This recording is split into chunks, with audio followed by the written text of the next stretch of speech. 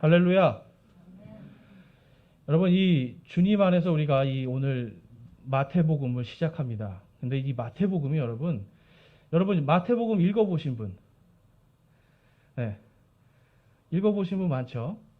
보통 이제 새해가 시작되면 내가 성경을 읽어야지 하면서 읽는 게 창세기, 그다음에 이제 아니면 마태복음, 이렇게 해서 이제 구약 성경을 읽거나 신약 성경을 읽는데, 자, 여러분 마태복음 읽으시면서 어려우셨어요? 쉬우셨어요? 마태복음. 좀 쉽지 않아요? 그쵸? 근데 여러분 제가 신학교에서 공부할 때, 이 신대원에서 공부할 때 제일 어려웠던 게 마태복음입니다. 여러분 마태복음이 만만한 책이 아니에요. 왜냐하면 이제 이게 이 마태복음이 지금 무슨 책이냐면 예수님이 유대교를 완전히 바꿔버리시는 책이에요. 구약의 이 사고에 가득 차 있는 이 율법주의, 권위주의, 종교 권력들, 이러한 사람들을 대항해서 그들의 이 정신, 그들의 믿음을 완전히 바꿔버리시는 겁니다. 그래서 이 마태복음은요, 구약과 신약을 연결해주는 다리예요. 구약과 신약. 그러니까 이 마태복음을 우리가 이해할 때 어떤 거는 구약으로 이해를 하고 어떤 거는 신약으로 이해를 해야 돼요. 그래서 하나님이 율법으로 다스리는 이스라엘 백성, 그리고 은혜로 다스리는 이방인에 대한 분명한 구분이 있습니다. 자, 그럼 여러분들이 마태복음을 읽어보셨다고 하는데, 자, 그럼 마태복음에서 어디서부터가 신약일까요? 마태복음에서 어디서부터 신약일까요, 여러분? 좀 어려운 말이죠. 자, 우리가 분명하게 알아야 되는 건 신약 시대가 시작되는 것. 신약이 무슨 뜻입니까? 새 상속 언약입니다. 구약은 무슨 뜻일까요? 옛 상속 언약입니다. 그러니까 유언장이란 뜻이에요. 자, 유언장은 누가 죽어야 유언이 효력이 발휘가 됩니까? 유언한 사람이 죽어야 되죠. 요한일서 1장에 보면 처음에 말씀이 계셨고 그 말씀이 하나님이셨더라. 그 말씀이 누구시죠? 바로 예수님이에요. 예수님이 십자가에서 달려 죽으실 때 구약의 모든 것이 성취가 됩니다. 옛 상속 언약이 다 성취가 되고 이제 다시 부활하신 다음에 그때부터 뭐가 시작이 되는 거예요, 여러분? 새 상속 언약, 신약이 시작되는 거예요. 이 마태복음에서 우리가 알아야 될 거는 십자가 사건 이전과 십자가 사건 이후에 이 예수님이 복음에 대한 방향이 바뀌게 되는 걸 알 수가 있어요. 그래서 우리가 이 마태복음을 우리가 이해하는 데 있어서 가장 중요한 것이 무엇이냐면 바로 이것을 나누는 거예요. 자, 그러면 여러분 마태복음은 누가 썼습니까? 마태가 썼죠. 네, 누가복음은 누가가 쓰고 마가복음은 마가가 썼습니다. 마태복음의 기록자는 마태예요. 레위라고도 불렸고요. 이 사람은 세리입니다. 그래서 이 세리는 여러분 당시에 이 그리스어, 로마어, 그리고 모든 법률 이런 것들이 아주 능통한 사람이에요. 더군다나 이 마태는요, 여러분 그 중에서도 꽤 지위가 있었던 사람입니다. 그러니까 굉장히 많이 배운 사람이에요. 그래서 이 마태복음에 보면 율법에 대한 이야기들이 잘 써 있어요. 이 사람의 지식을 하나님이 사용을 하시는 거죠. 그리고 이 마태복음이 누구를 향한 복음서인가라는 걸 보냐면 이것이 바로 유대인들을 위한 복음입니다. 그러니까 여러분이 우리가 마태복음을 이해할 때 먼저는 1차적으로 유대인들에게 이것을 주신 복음이다라는 걸 우리가 이해를 해야 돼요. 그리고 유대인 그리스도인들이 이것을 볼 때 이해할 수 있는 복음이다라는 걸 우리가 알아야 됩니다. 그러니까 우리 이방인 성도들이 적용하기가 힘든 내용들이 나와요. 그래서 마태복음이 어렵다는 거예요. 그래서 근데 여러분 이 마태복음 우리가 잘 이해하잖아요. 그러면 성경에 뭐가 풀리는지 아세요? 바로 요한계시록이 풀립니다. 마태복음 23, 24, 25장은 다 요한계시록의 내용이에요. 그런데 23, 24, 25를 예수님 십자가 전이잖아요. 유대인과 구약의 개념으로 해석을 하지 못하면 이 요한계시록이 풀리지 않아요. 자, 그럼 여러분 오늘날 많은 사람들이 요한계시록을 읽어야 되는 책으로 알고 있습니까? 아니면 요한계시록은 읽으면 좀 위험한 책으로 알고 있습니까? 위험한 책이잖아요. 근데 이 마태복음을 몰라서 위험한 책이라고 하는 거예요. 이 마태복음을 우리가 모르면 이것이 무엇을 위해서 유대인들의 이 요한계시록은 뭐냐면 마지막 때 있을 유대인들의 구원이에요. 여러분, 예수님께서 이 예언하신 대로 정말 성전에 돌 위에 돌 하나도 남지 않고 다 회파가 됐습니다. AD 70년에. 그리고 나서 약 1900년 후에 저 자리에 하나님께서 땅의 끝에서부터 다 그들을 모으리라. 마지막 때 메시아가 오는 그 왕국을 위해서 다 모으리라 약속하셔서 지금 저기에 누가 서 있는 거예요? 이스라엘이라는 나라가 서 있어요. 이스라엘이라고 쓰고 우리는 그들을 무슨 민족이라고 부릅니까? 유대인이라고 부르죠. 그래서 그 유대인들이 여러분 이 마태복음을 읽으면 아, 예수님이 우리의 메시아였구나라는 걸 알게 돼요. 그러니까 여러분 유대인의 이 랍비들은 뭘 막고 싶겠어요? 마태복음을 이해하지 못하게 막고 싶어요. 인터넷 세상에서 막을 수가 없잖아요. 그래서 이 사람들은 철저하게 이사야서에 있는 메시아의 예언들을 못 읽게 합니다.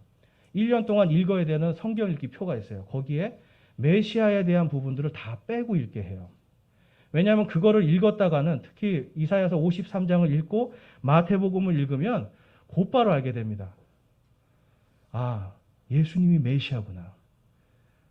그래서 여러분 오늘날도 하나님이 왜 성경책에 마태복음을 놓으신 거예요? 바로 마지막 때 요한계시록이 이루어질 때 바로 거기에서 나오는 거기에서 구원받을 14만 4천의 유대인들을 위해서 이걸 남겨놓으신 거예요. 여러분 이 마태복음을 우리가 이해 못하면 요한계시록의 14만 4천을 이해를 못합니다. 여러분 이단들 다 뭘 얘기해요? 14만 4천. 여호와의 증인 우리가 14만 4천이다. 몰몬교 우리가 14만 4천이다. 신천지 우리가 14만 4천이다. 다 얘기하잖아요. 근데 이 요한계시록의 14만 4천 그러면 각 지파에서 12,000명씩 나오죠. 근데 이거를 마태복음을 영적으로 해석을 하는 거예요, 자꾸. 그러다 보니까 요한계시록도 영적으로 해석하니까 우리가 무슨 영적인 베드로 지파다. 뭐 이런 얘기를 하는 겁니다. 그리고 우리가 무슨 영적인 요셉 지파다. 그러니까 여러분 이 하나님께서 우리에게 주신 이 성경 말씀을 이 특별히 이 마태복음을 우리가 유대인과 이방인 그리고 십자가 이전과 이후로 구별해서 보면 요한계시록도 정확하게 풀리게 돼 있어요. 그래서 여러분 이 각 복음서에 대해서 우리가 특징을 좀 살펴보면 다음과 같습니다. 마태복음은 유대인들에게 쓴 거고, 그다음에 마가복음은 모든 성도들에게 쓴 거예요. 그리고 누가복음은 이방인 성도, 특별히 이방인 성도들을 위해 썼습니다. 그리고 요한복음은 또한 모든 성도들을 위해서 썼어요. 그래서 특별히 마태복음의 주제는 유대인의 왕입니다. 자, 예수님이 십자가에 달리실 때 십자가의 뒤에 명패로 뭐라고 써 있었어요? 유대인의 왕. 유대인의 왕으로 오신 이 십자가 사건 이전에 예수님은 유대인의 왕의 사역을 합니다. 그리고 십자가 이후에는 지금 히브리서에 가면 우리의 대제사장이신 예수 그리스도. 지금은 하나님과 우리 성도들 그리고 세상 사이에서 대제사장의 역할을 하시는 분이 바로 예수님이에요.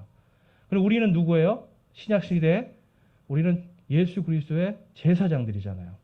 예수님을 믿는 모든 사람이 제사장입니다. 근데 이것이 지금은 무슨 목사만 제사장인 것처럼 이제 잘못 해석이 되다 보니까 성도들은 그냥 평신도, 목사는 제사장 이렇게 되는데 베드로 전서에 가보면 뭐라고 그래요? 우리 모두가 다 제사장이라고 그래요.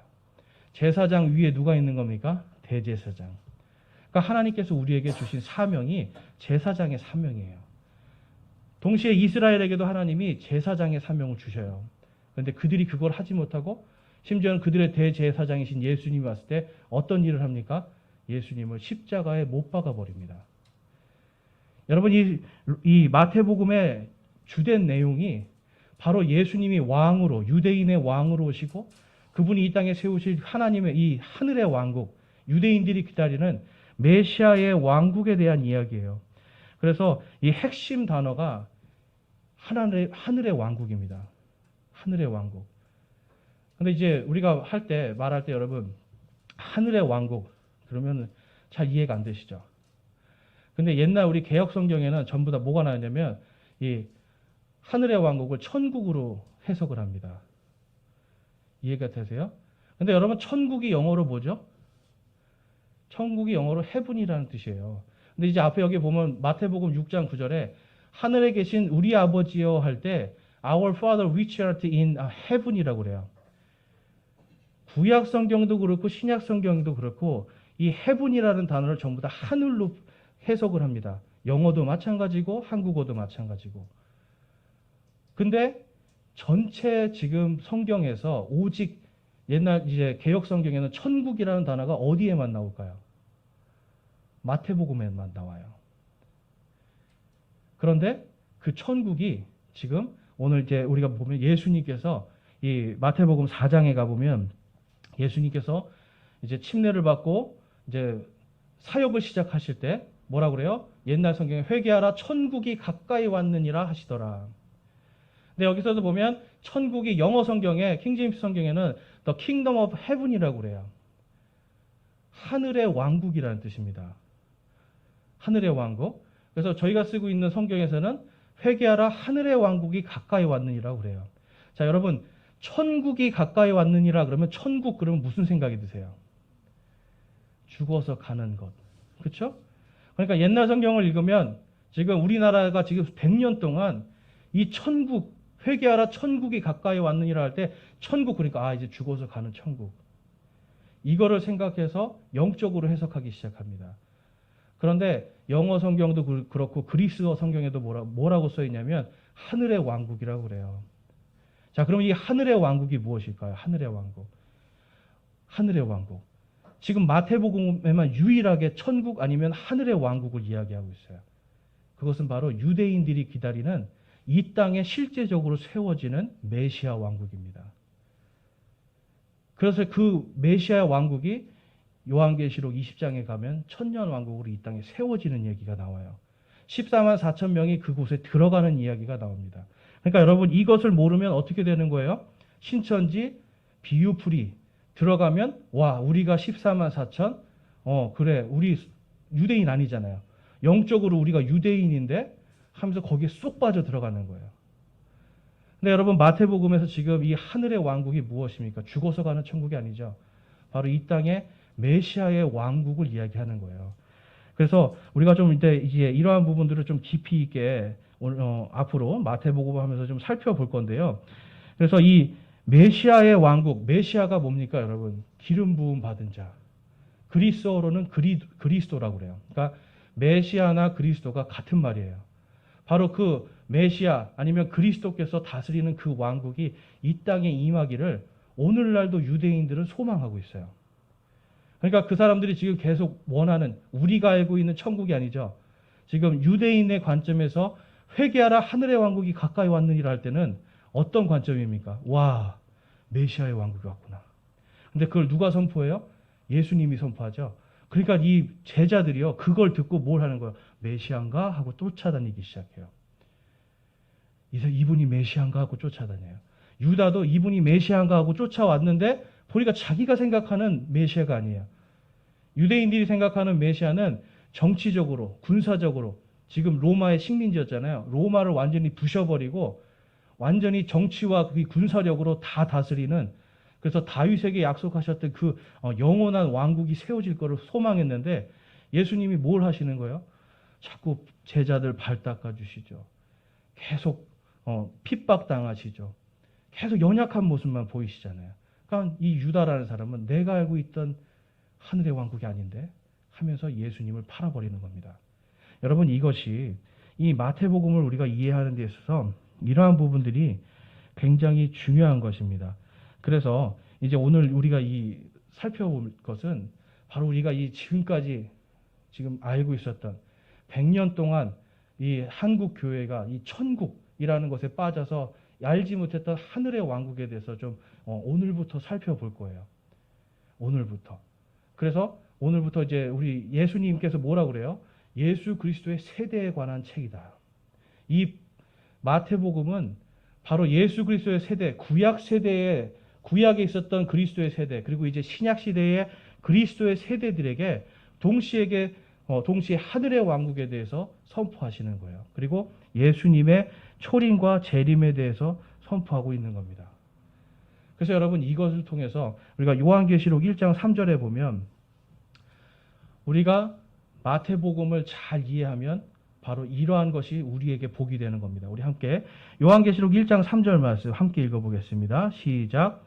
이 대언의 말씀들을 읽는 자와 듣고 그 안에 기록된 그것을 지키는 자들은 복이 있나니 이는 때가 가깝기 때문이라. 아멘. 아까 요한계시록 여러분 무슨 책이라고 하셨어요? 무서운 책이죠? 자, 근데 제가 지금 마태복음에 대해서만 좀 설명을 드렸어요. 그러니까 지금 요한계시록이 무슨 책이 돼요, 갑자기? 복된 책이 돼요. 요한계시록은요, 지금 읽고 듣는 자가 다 복된 책입니다. 근데 읽고 듣는 자가 마태복음에 이 예수님께서 말씀하신 이 유대인에 대한 하늘의 왕국을 이해하면 우리 이방인 성도들에게는 복된 책이 돼요. 유대인들에게는 어떨까요? 유대인들이 이걸 읽으면 마지막 때 그 대환란으로 안 들어가니까 복된 책이 돼요. 그러니까 마태복음을 통해서 구원받는 유대인들에게도 복된 책이고 마태복음을 이해하는 정확하게 이해하는 우리 성도들에게도 복된 책이 돼요. 그래서 여러분, 이 마태복음을 통해서 우리가 하나님의 이 복된 책 요한계시록까지도 우리가 다 이해할 수 있게 되는 그러한 역사가 일어나기를 소망합니다. 자, 그래서 이 제일 중요한 부분이 있습니다. 예수님이 그러면 이 마태복음에서 계속해서 지금 경고하시는 내용들이 있어요. 하늘의 왕국은 이와 같으니, 하늘의 왕국은 이와 같으니 계속 말씀하시잖아요. 왜 그럴까요? 당시의 유대인들이 하늘의 왕국을 이해를 못하는 거예요.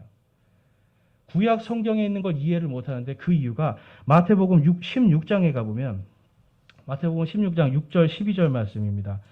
그때 예수님께서 그들에게 이르시되 바리새인들과 사두개인들의 누룩을 주의하고 조심하라 하시니 그제야 그들이 그분께서 빵의 누룩이 아니라 바리새인들과 사두개인의 교리의 누룩을 조심하라고 명령하신 줄을 깨달으니라. 바리새인과 사두개인의 누룩이 뭘까요? 바리새인들은요, 율법으로 구원받는다는 사람들이에요. 그러니까 은혜가 아니라, 믿음이 아니라 율법을 행해서 특별히 성전에 너희들이 모여서 항상 기도해야 되고 성전에 무언가를 많이 갖다 바쳐야 되고 율법에 있는 거 하나까지도 다 조목조목. 심지어는 여러분 야채도 10분의 1을 쪼개서 곧 떼서 하나님께 드리잖아요. 근데 여러분 이거 굉장히 웃긴 거 아니에요? 하나님 그게 뭐가 필요하시겠어요? 야채의 한 조각을 떼서 드리고 나는 이렇게 거룩하다. 바리새인의 누룩이 그겁니다. 믿음, 바로 아브라함에게 주신 은혜의 구원이 아니라 바로 이 율법의 행위의 구원을 가르치는 게 바리새인이었어요. 그러면 사두개인들의 누룩은 뭘까요? 사두개인들은요, 천사도 믿지 않고 부활도 믿지 않고 영적인 걸 믿지 않는 사람들이에요. 그러니까 이 사람들이 생각하는 누룩은 뭡니까? 천국이 어디 있어? 지옥이 어디 있어? 메시아의 왕국은 바로 우리가 권력을 갖고 이 유대인들이 온 땅을 지배할 때 그때 이루어지는 거야. 마치 오늘날 교회가 온 세상을 지배할 때 그게 하나님의 왕국이 된다라고 하는 그러한 교리들이 바로 여기에서 다 나옵니다. 오늘날 이 바리새인의 누룩이 오늘 많은 교회에 들어와서 교회 안에 율법주의, 권위주의, 그리고 성직자 계급이라는 게 없는 거잖아요. 우리 그리스도 안에서 다 제사장들인데 그 안에 계급을 나누고 그 계급을 또한 돈이나 어떤 권력으로 주고받고 사는 이러한 것들이 당시에 있었다라는 겁니다. 그러니까 예수님이 뭐예요? 이러한 걸 다 깨부시는 거예요. 마태복음은 바로 예수님께서 유대인의 종교개혁을 하는데 십자가에 달려서 그분이 피 흘려 죽으심으로 승리하시잖아요. 부활하심으로 승리하시잖아요. 그래서 마태복음에는 예수 그리스도의 승리의 개혁이 있는 겁니다. 여러분, 오늘날 여러분 마태복음에 있는 내용을 잘 들여다보면 우리 교회의 모습이 보여요. 오늘날 우리나라 그리고 전 세계적으로 교회들이 바로 이 바리새인의 교리의 누룩, 사두개인들의 교리의 누룩 때문에 교회가 예수님이 세우신 처음의 모습이 다 바뀌어지게 되는 겁니다. 그래서 옛날 성경에는 천국은 어떤 여인이 와서 몰래 넣은 누룩과 같이, 그렇죠? 부풀어진다고 하잖아요. 바로 천국이 아니라 하늘의 왕국, 메시아의 왕국을 바로 이 죄라고 하는 이 누룩이 들어가서 이상하게 변질시키는 얘기입니다. 근데 이거를 천국이라는 단어를 쓰니까 전부 다 이게 좋은 거구나 그래요. 근데 마태복음은 처음부터 끝까지 누룩은 뭐예요, 여러분? 죄예요, 죄. 죄입니다. 천국은 또한 여러분 성경에서 이 하늘의 왕국은 교회가 아닙니다. 뭔가 누룩을 넣어서 교회가 커진다? 여러분 문제가 생기는 겁니다. 유대인의 관점에서 유대인이 봤을 때 빵덩어리에 누룩을 넣어서 큰일 났네. 이거예요. 하나님이 원하시지 않는 모양인데 이렇게 되는 겁니다. 그래서 우리가 이게 앞으로 살펴보겠지만 이러한 하늘의 왕국에 대한 바리새인과 사두개인의 누룩들이 오늘날 우리 교회에도 들어와서 지금 하늘의 왕국 그리고 하나님의 왕국을 변형시키고 있는 거예요. 자, 그래서 오늘 이 말씀 속에서 우리가 두 가지 볼 게 있어요. 바로 아브라함의 세대 그리고 그 다음에 다윗의 세대예요. 그래서 첫 번째로 볼 거는 아브라함의 언약과 그의 세대들인데요. 우리 한번 1절 다시 한번 읽어보겠습니다. 시작. 아브라함의 자손이시요 다윗의 자손이신 예수 그리스도의 세대에 대한 책이라. 아멘. 자, 예수님의 세대에 지금 두 사람이 나오죠. 아브라함 그리고 다윗입니다. 왜 아브라함과 다윗이 나올까요? 아브라함의 언약에 대한 부분을 이야기하는 거고 그 다음에 다윗의 언약에 대한 부분을 말씀하고 있는 거예요. 그래서 특별히 우리가 알아야 될 것은 아브라함에게 하나님이 어떤 언약을 하셨는가 이걸 살펴봐야 됩니다. 이게 굉장히 중요합니다. 우리 창세기 12장 2절 말씀에 보면 자, 함께 읽어볼까요? 내가 너로부터 큰 민족을 만들겠고 내게 복을 주어 내 이름을 크게 하리니 내가 복이 되리라. 아멘. 여러분, 아브라함은 유대인입니까? 유대인이 아닙니까? 아브라함은 유대인이 아닙니다. 아브라함이 이삭을 낳고 이삭이 야곱을 낳고 야곱이 누구를 낳는 거예요? 유다를 낳잖아요. 그래서 그 유다를 통해서 생겨난 민족이 유대인이에요. 그렇죠? 그러니까 아브라함은 어떻게 보면 유대인이 아니죠. 그냥 유대인의 조상인 거죠. 그런데 그 아브라함에게 지금 하나님이 유대인을 축복하는 게 아니라 지금 뭐라 그래요? 너로부터 큰 민족을 만들고 있고 내게 복을 주어 내 이름을 크게 하리니 내가 복이 되리라. 하나님께서 아브라함에게 지금 유대인만을 뿐만 한 게 아니라 그를 통해서 생겨지는 모든 민족들을 이야기하고 있습니다. 복을 주겠다. 자, 그 다음에 어떤 복을 주시는지 한번 볼게요. 창세기 17장 8절에 보면 이제 여기서부터 한 씨에 대한 말씀이 나오기 시작합니다. 함께 읽어보겠습니다. 내가 너와 내 뒤를 이을 내 씨에게 내가 나그네로 거하는 이 땅, 곧 가나안의 모든 땅을 주어 영존하는 소유가 되게 하고 나는 그들의 하나님이 되리라 하시니라. 아멘. 자, 이 말씀 때문에 유대인들은 계속 영존하는 가나안 땅에 지금 이스라엘이 있는 저 땅에 영원토록 세워질 하늘의 왕국을 소망해요. 근데 누구를 통해서 이게 된다고 그럽니까? 내 씨. 근데 이 씨는 뭐예요? 단수로 돼 있잖아요. 내 씨들이 아니고 내 씨. 바로 이 아브라함에게서 나올 한 씨에 대한 이야기를 합니다. 그 씨를 통해서 이 가나안 땅에 영원토록 세워지는 하늘의 왕국에 대해서 지금 기록해 놓은 거예요. 그러니까 당연히 이스라엘 사람들은 우리는 선택받았고 우리만 지금 하나님의 영원한 이 백성들이다라고 하는 선민 사상을 갖기 시작합니다. 그런데 이들이 놓치고 있는 게 하나가 있어요. 자, 그 다음에 창세기 22장 말씀 볼게요. 22장 17절, 18절. 내가 내게 복을 주고 복을 주며 또 내 씨를 하늘의 별들같이 바다의 모래같이 번성하게 하고 번성하게 하리니 내 씨가 자기 원수들의 문을 소유하리라. 또 내 씨 안에서 땅의 모든 민족들이 복을 받으리니 이는 내가 내 음성에 순종하였기 때문이니라 하니라. 아멘. 자, 지금 그 복이 누구에게 간다고 말씀하고 있어요? 땅의 모든 민족들에게. 이거는 아브라함에 지금 속하지 않은 다른 민족들까지 이야기하는 겁니다. 그런데 그 이유가 뭐죠? 내가 내 음성에 순종했기 때문에. 바로 믿음입니다. 믿음으로 지금 아브라함 너가 의롭게 되었고 믿음으로 구원을 받았고 그 믿음 때문에 이제 누구든지 내 안에서 나오는 그 한 씨, 내 씨가 자기 원수의 문을 소유하고 성경에 보면 멸망받을 원수는 우리의 사망이라고 써 있어요. 바로 예수 그리스도께서 원수의 문을 소유하는 겁니다. 옛날에 전쟁에 성을 놓고 전쟁하면 성문을 차지하는 사람이 이기는 거예요. 그러니까 성문을 소유한다는 것은 승리한다는 겁니다. 바로 이 예수께서 사망과 죄의 모든 권세를 승리하고요. 또한 마지막 때에 모든 민족들이 그분을 통해서 구원받음을 통해서 마귀의 권세에서 다 해방되고 승리하는 그것에 대해서 약속하고 있는 거예요. 그러니까 여러분, 율법으로 구원받는 겁니까? 은혜로 구원받는 겁니까? 율법으로 아브라함 시대에는 율법도 없었어요. 아브라함은 오직 믿음입니다. 믿음으로 구원받는 그 은혜의 원리 안에서 구원받은 거예요. 그러니까 여러분, 지금 아브라함의 자손이요 할 때는 지금 이 마태복음에 뭐가 들어있다는 거예요? 예수님께서 율법주의, 권위주의, 종교의 모든 권력들 다 깨부시고 오직 은혜로 구원받는 은혜의 길을 열어주시겠다는 겁니다. 근데 여러분, 지금 오늘날 보면 교회에 이것이 가득하잖아요. 율법주의, 뭔가 하지 않으면 자꾸만 천국 가지 못할 것 같은 두려움, 뭔가 내가 내 스스로 이렇게 자꾸 죄책감 속에서 내가 자꾸 천국 가지 못하고 구원받지 못할 거에 대한 두려움들이 생기잖아요. 그런데 예수님이 지금 이 마태복음에서 말씀하는 다 깨부시라는 겁니다.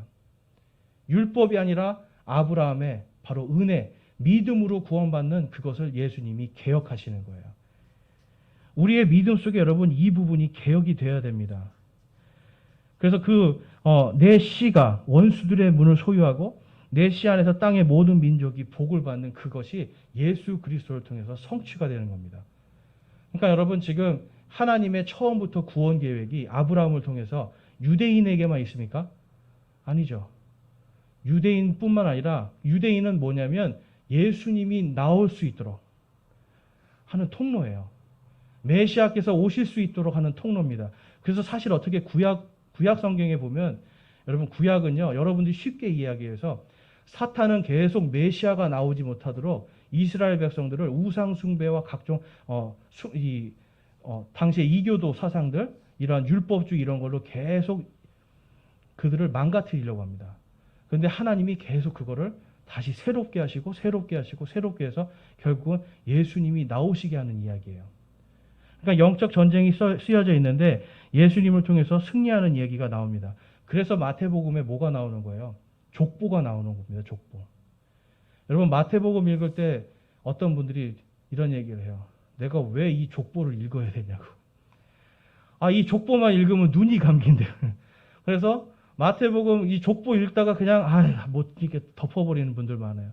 근데 여러분, 이 족보가 왜 나오는 거예요?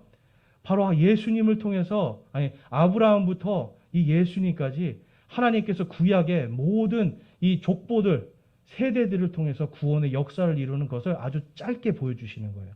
그래서 마태복음 1장 2절에 보면 아브라함은 이삭을 낳고 이삭은 야곱을 낳고 야곱은 유다와 그의 형제들을 낳고 유다는 다말에게서 베레스와 세라를 낳고 베레스는 헤스론을 낳고 헤스론은 람을 낳고 하면서 계속 낳고 나가잖아요.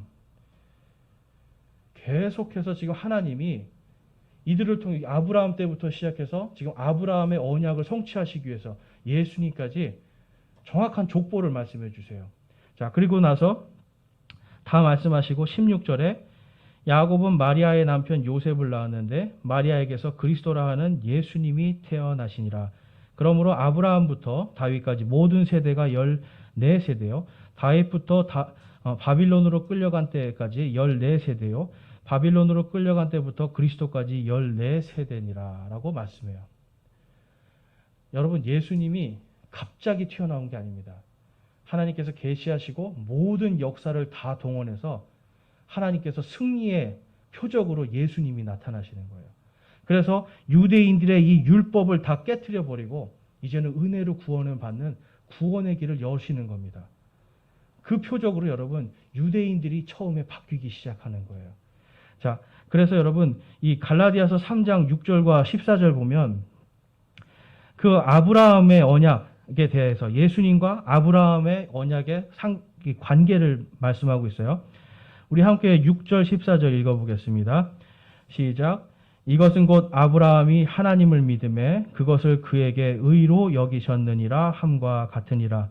이것은 아브라함의 복이 예수 그리스도를 통해 이방인들 위에 임하게 하고 또 우리가 믿음을 통해 성령을 약속으로 받게 하려 함이니라. 아멘. 여러분, 오직 믿음으로 구원받는 것, 이것 때문에 종교가 개혁이 됐잖아요.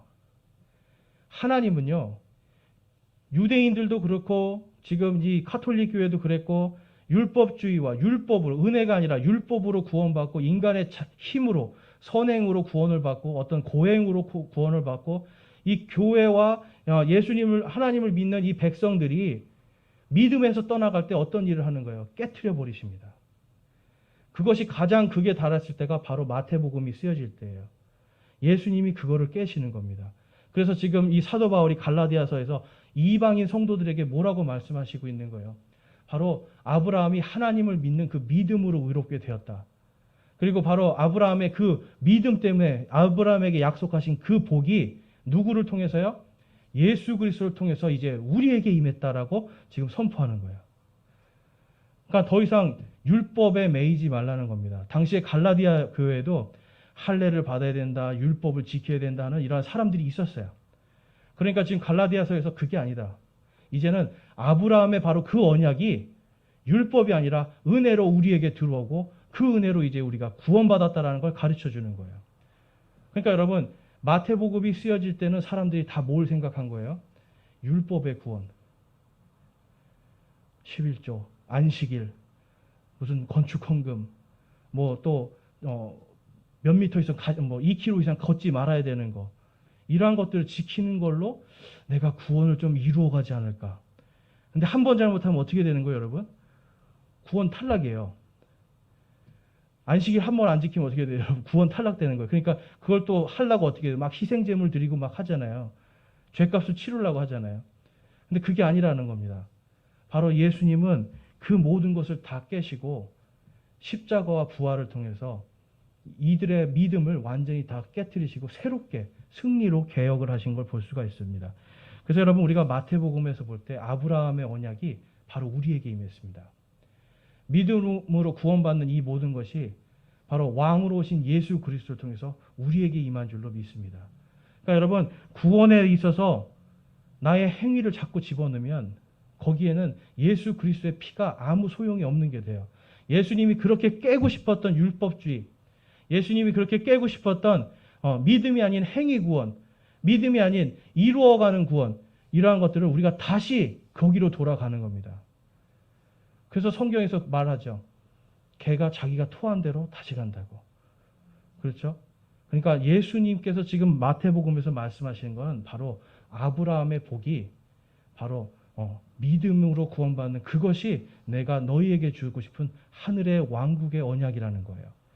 그 다음에 우리가 살펴볼 것은 이 다윗의 언약입니다. 다윗. 자, 다윗의 언약에서 우리가 살펴볼 것은 자, 사무엘기하 7장 보겠습니다. 자, 이스라엘 사람들이 이 말씀을 엄청 좋아합니다. 사무엘기하 7장 12절, 14절 한번 보면 내 날들이 차서 내가 내 조상들과 함께 잘 때에 내가 내 뱃속에서 나올 자 곧 내 뒤를 이을 내 씨를 세우고 그의 왕국을 굳게 세우리니 그는 내 이름을 위해 집을 건축할 것이요 나는 그의 왕국의 왕자를 영원토록 굳게 세우리라. 우리 14절 함께 읽겠습니다. 나는 그의 아버지가 되고 그는 내 아들이 되리니 내 집과 내 왕국이 내 앞에서 영원히 굳게 서고 내 왕자가 영원히 굳게 서리라 하라. 아멘. 지금 하나님이 다윗에게도 뭘 약속해요? 한 씨. 아브라함에게도 한 씨를 약속하셨죠? 다윗에게도 한 씨를 약속합니다. 근데 그 씨가 뭘 세운다고요? 다윗의 왕국을 세운다. 근데 잠깐이요? 아니면 영원토록? 영원토록. 그래서 유대인들이 계속 하늘의 왕국을 기다리는 거예요. 다윗이 진짜 통치하는 그 다윗의 왕족의 그 왕가에서 나올 한 씨, 한 왕을 기다리는 겁니다. 그래서 마태복음에서 족보가 왜 나오는 겁니까, 여러분? 거기에 다윗이 솔로몬을 낳고 쭉 나오잖아요. 왜 그래요? 예수님이 바로 다윗의 한 씨라는 걸 보여주는 거예요. 그러니까 여러분, 족보 이제는 좀 읽어야 되겠다 생각이 드시죠? 그래서 이 한 씨를 통해서 지금 하나님께서는 그는 내 아들이 되고 예수님은 하나님의 아들이잖아요. 그러니까 미리 지금 성경에 다 기록해 놓는 거예요. 그는 내 아들이 되고 그가 내 집과 다윗의 왕국이 다윗 앞에서 영원히 굳게 서고 다윗의 왕자가 영원히 굳게 서게 해주겠다. 이거를 보게 해주시겠다는 거예요.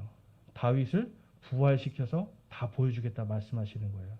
지금 여러분 구약 시대에 보면 사람들이 여러분 사두개인들을 계속해서 부활이 없다 없다 하면서 가르쳐주고 있잖아요. 사람들을. 그게 사두개인의 누룩이거든요.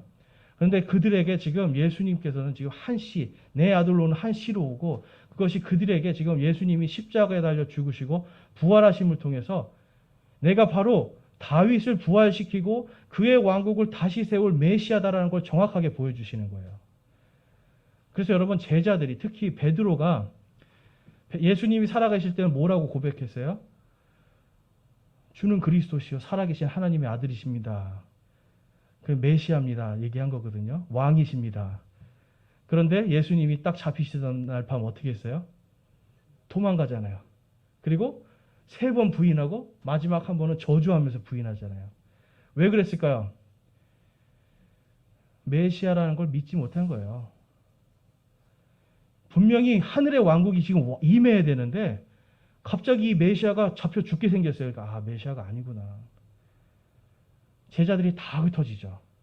그런데 언제 다시 모이게 됩니까? 예수님이 부활하실 때. 예수님이 부활하신 다음에 이들 안에는 뭐가 확실하게 들어오는 거예요.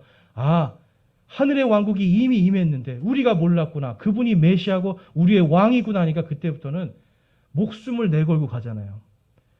내가 죽어도 죽으리라고 가잖아요. 여러분 예수님의 부활을 통해서 이들은 다윗의 왕조가 진짜 세워지겠구나 라고 이들은 깨닫게 됩니다. 자, 그래서 디모데후서 말씀 볼게요. 그 다음에 이제 하늘의 왕국에 대한 부분인데요. 이제 이게 하늘의 왕국은요, 이 다윗에게 하나님이 약속하신 유대인에게 약속한 영원한 왕국이에요. 우리가 좀 전에 읽은 것처럼. 그리고 우리가 아는 하나님의 왕국은 뭘까요? 하나님의 왕국. 성경에 보면 주로 이방인들과 온 세상을 성령님으로 통치하시는 것이 하나님의 왕국으로 표현을 해요. 그리고 유대인에게만 한정되는 그 다윗에게 약속된 다윗의 언약에 있는 왕국을 하늘의 왕국이라고 합니다. 그러니까 하나님의 왕국 안에 무엇이 들어있는 거예요? 하늘의 왕국. 지금 그러면 우리 이방인들에게 허락된 왕국은 무엇입니까? 하늘의 왕국. 하나님의 왕국. 성령으로 통치하는 하나님의 왕국. 그리고 이 디모데후서 4장 8절에 바로 우리가 아는 천국에 대해서 다음과 같이 기록하고 있는 거예요. 자, 주께서 나를 모든 악한 일에서 건져내시고 또 자신의 하늘 왕국에 이르기까지 보존하시리니 그분께 영광이 영원 무궁토록 있기를 원하노라. 아멘. 여러분 영원토록 주시는데요. 하늘 왕국에 이르기까지, 천국에 이르기까지 보존해 주시겠다. 약속하시는 겁니다. 에베소서 1장 13절에 가도 우리가 성령께서 우리를 통치하시잖아요.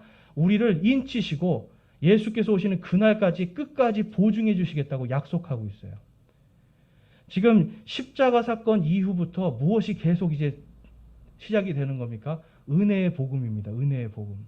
지금 저와 여러분은 다윗의 왕국을 지금 배우고 있지만 사실 우리는 어디 안에 있는 겁니까? 하나님의 왕국, 은혜 안에 있는 겁니다. 그런데 오늘날 계속해서 사람들은 율법으로 구원받는 얘기만 하고 있어요. 들을 때는 좋죠. 그래 착한 일 해야 구원받지. 그래 이렇게 살아야 구원받지. 저 사람은 정말 구원받은 것 같아. 그런데 여러분 그렇게 따지면 제가 늘 말씀드리잖아요. 부자에다가 여유 있는 사람만 구원받을 수 있다니까요. 교회 가서 헌신봉사 많이 하고요. 헌금도 많이 하고 뭔가 이렇게 하나님을 위해서 많이 하는 사람들만 구원받을 수 있어요. 근데 여러분 이게 뭔지 아세요? 돈 놓고 돈 먹기예요. 내가 이만큼 했으니까 이만큼 받아야지. 여러분 이건 은혜가 아니잖아요. 성경에서 말하는 은혜는 선물입니다. 값없이 주시는 선물. 바로 예수 그리스도를 통해서 우리가 구원받는 은혜의 선물입니다. 자, 이사야서 9장 6절에서 7절에 가보면 이 다윗의 왕자에 대해서 다음과 같이 기록하고 있습니다. 이는 한 아이가 우리에게서 태어나고 한 아들을 우리에게 주셨는데 그의 어깨에는 정권이 놓이고 그의 이름은 놀라우시니 조언자 강하신 하나님 영존하는 아버지 평화의 통치자라 할 것이기 때문이라. 우리 7절 말씀 함께 읽어보겠습니다. 그의 정권과 화평이 번창하여 끝이 없으며 그가 다윗의 왕자와 그의 왕국 위에 군림하여 그것을 정비하고 이제로부터 영원토록 공의와 정의로 그것을 굳게 세우리라. 만군의 주의 열심히 이것을 이루리라. 아멘. 만군의 열심히 주의 열심히 이루기 위해서 지금 이스라엘이라는 나라가 저기에 서 있는 겁니다. 지금 예수님은 돌아가시고 부활하신 다음에 그 다음에 하늘의 왕국이 아직 세워지지 않았잖아요. 그 세워지는 얘기가 요한계시록에 있는 거예요. 요한계시록에서 바로 이 다윗의 왕자가 다시 회복되고요. 그의 왕국 위에 예수께서 모든 것을 다스리시는, 그러니까 하늘의 왕, 그들이 기다리는 하늘의 왕국, 그리고 하나님이 통치하시는 이 온 하나님의 왕국, 이 모든 것을 통치하시는 만왕의 왕, 만주의 주로 오시는 분이 예수님이잖아요. 그 얘기가 어디 써 있습니까, 여러분? 요한계시록에 써 있잖아요. 아직은 여러분 하늘의 왕국이 이곳에 아직 임하지 않았습니다. 유대인들은 지금 기다리고 있어요.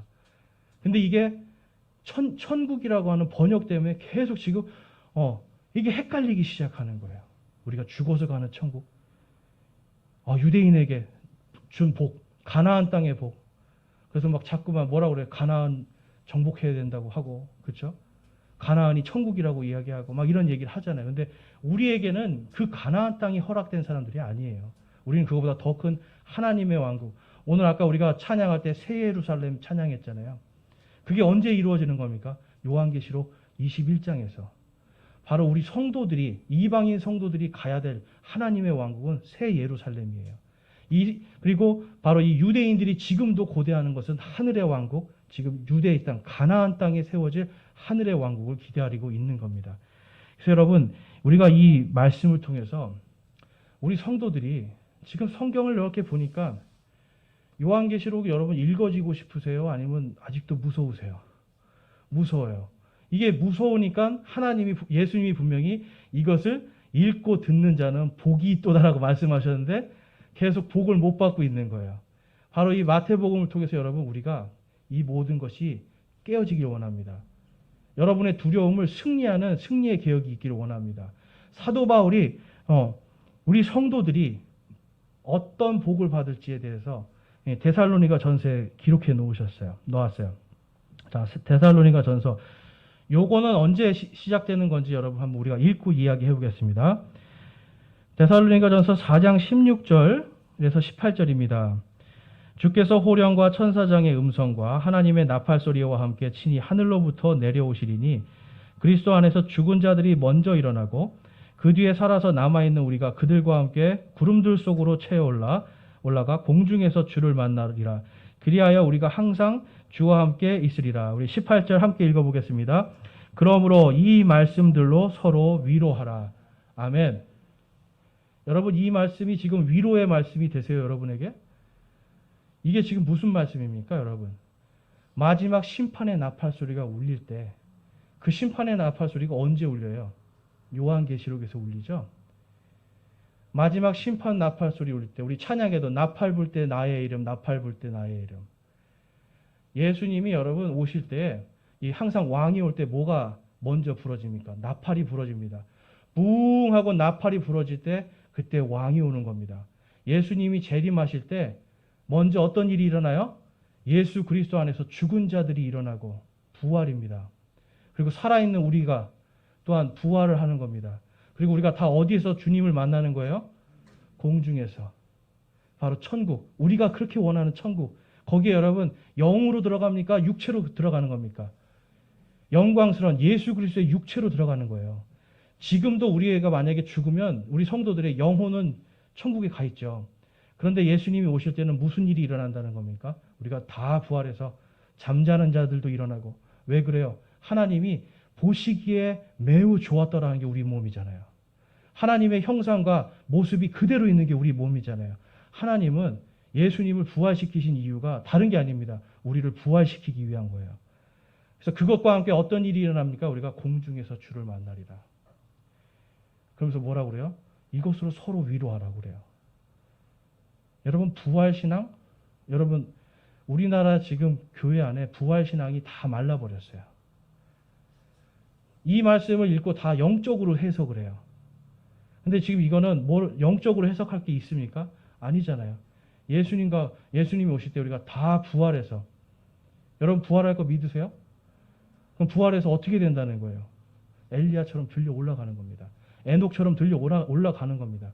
구약 성경에 이미 한 번 예수님이 2번이나 보여주신 거예요. 그것을 통해서 우리가 공중에서 주님을 만날 때 그걸 생각하면서 우리가 위로를 받는 겁니다.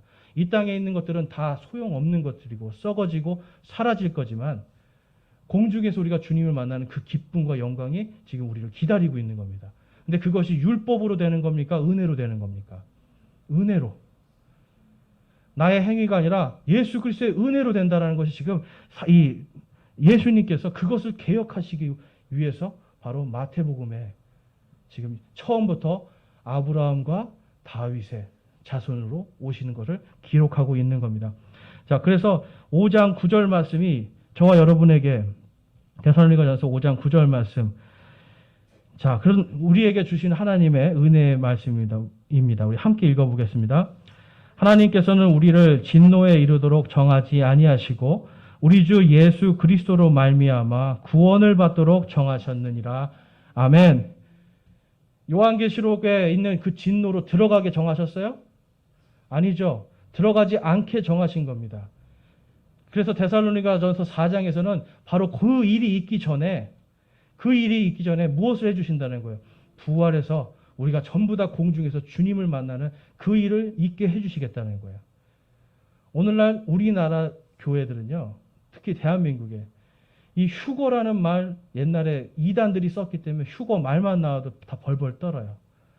그런데 제가 미국에 가서 공부하면서 놀라운 거는 미국 사람들의 60%는 휴거를 기다리고 있습니다. 지금도. 이단들이 아니에요. 그냥 휴거를 기다리고 있어요. 우리가 부활하면 기록돼 있잖아. 부활하면 올라가는 거지. 휴거는 올라간다는 뜻이잖아요. 들려 받는다.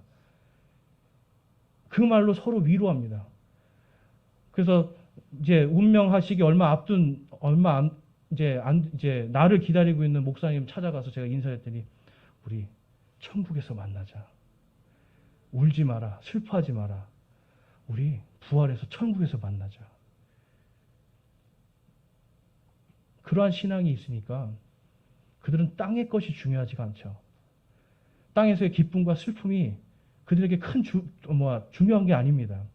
공중에서 주님을 만나 그날 영광을 생각하면서 참고 인내하는 겁니다. 여러분, 예수님은 지금 우리에게 바로 우리의 믿음이 예수 그리스도의 부활을 통해서 이제는 은혜를 통해서 우리가 다 부활받아서 이제는 율법이나 어떤 이 세상의 원리가 아니라 은혜로 구원받는 그 은혜의 개혁, 승리의 개혁을 우리에게 제시해주고 계시는 겁니다. 그것이 바로 마태복음이 쓰여진 진짜 이유예요. 그래서 우리가 유대인과 이방인을 나누는 것뿐만 아니라 가장 중요한 것은 바로 이 마태복음을 통해서 이제 우리의 믿음이 개혁되고 승리할 수 있다는 겁니다. 그래서 저와 여러분이 오늘 이 말씀을 통해서 우리가 아브라함의 자손 그리고 다윗의 자손으로 오신 예수 그리스도의 바로 그 세대, 은혜의 세대인 걸 깊이 깨닫고 우리가 하나님의 은혜 가운데서 모든 것을 승리하고 믿는 자들이 오직 믿음으로 승리하는 그 하나님, 이 아브라함에게 주신 그 복이 우리에게 임하였다는 것을 여러분들이 믿고 주님 안에서 모든 것을 승리하시기를 주님의 이름으로 축원합니다. 이 시간 함께 우리 기도하겠습니다.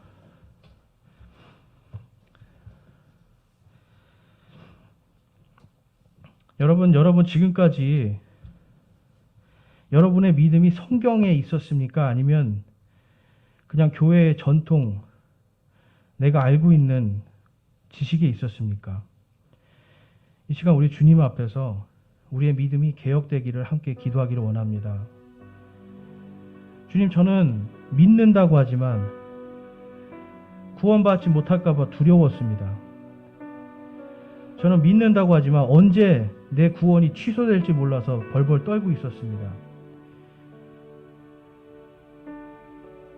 때로는 하나님이 잔인한 분으로, 또 때로는 왜 나에게 이러한 힘든 짐을 교회를 통해서 내가 그걸 지어야 되는지, 이러한 것들을 여러분 고민하셨습니까? 이 시간 주님 앞에 여러분 우리 기도하기 원합니다. 또한 회개하기 원합니다. 주님, 제가 주님의 말씀을 몰랐습니다. 주신 은혜를 모르고 살았습니다.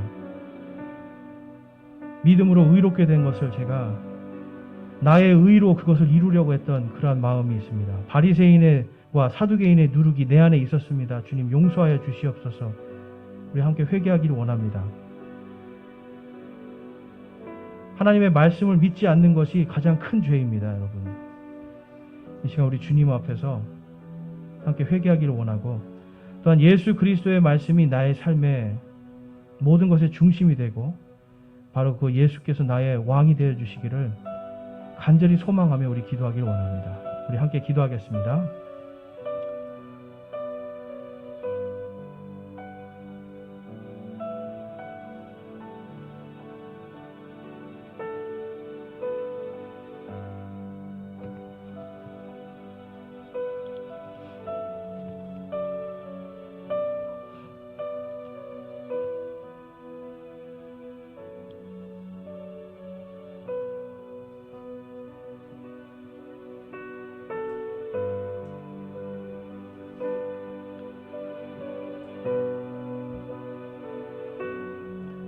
오늘 여러분 안에, 내 안에 있는 바리새인의 누룩, 사두개인의 누룩, 하나님의 말씀이 아니라 율법으로, 나의 의로, 나의 잘난 것으로 구원받으려고 했던 그러한 마음이 있는 분들은 주님 앞에 회개하고, 내가 이제 그것을 회개하고 이제는 주님의 은혜로 살아가는, 예수 그리스도의 부활을, 그리고 예수 그리스도의 다시 오심을 내가 소망합니다 하시는 분들은 우리 손을 들어서 하나님께 우리의 마음을 드리겠습니다. 주님, 제가 주님의 말씀대로 믿기를 소망합니다. 내가 예수 그리스도의 세대로 살아가길 소망합니다 하시는 분들도 손을 들기 원합니다. 이제는 율법이 아니라, 교회의 전통이 아니라 오직 믿음으로 의롭게 되고, 오직 아브라함의 복이 우리에게 임한 줄로 믿고 믿음으로 승리하기를 주님의 이름으로 축원합니다. 손 내리시고요. 우리